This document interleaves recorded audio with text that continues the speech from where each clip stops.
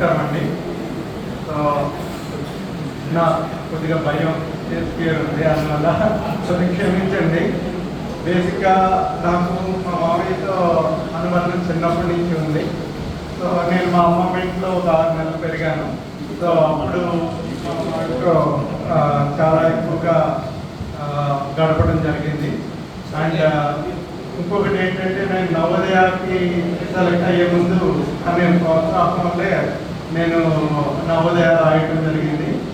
And నవోదయకి join అయిన తర్వాత కూడా నేను చాలాసార్లు మళ్ళీ బ్యాక్ వచ్చేద్దామని ప్రయత్నిస్తుంటే చాలా చక్కగా ఓపికగా నాకు కూర్చోబెట్టి, ఇది కాదు అబ్బాయి పని, కూర్చుని నువ్వు చదువుకోవడం మెయిన్, మిగతా గురించి ఆలోచించు, ఇంటికి వచ్చేస్తే మాత్రం ఏముంటుంది అని తను బాగా ప్రోత్సహించడం జరిగింది.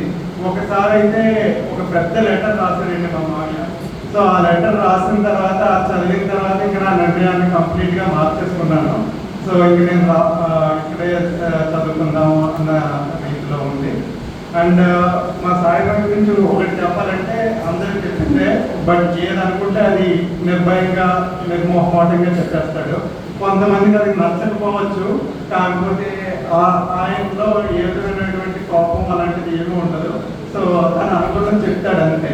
సో అది నా అభిప్రాయం. Thank you Saibaba. సో పదవి విరమణ సందర్భంగా నీకు శుభాకాంక్షలు.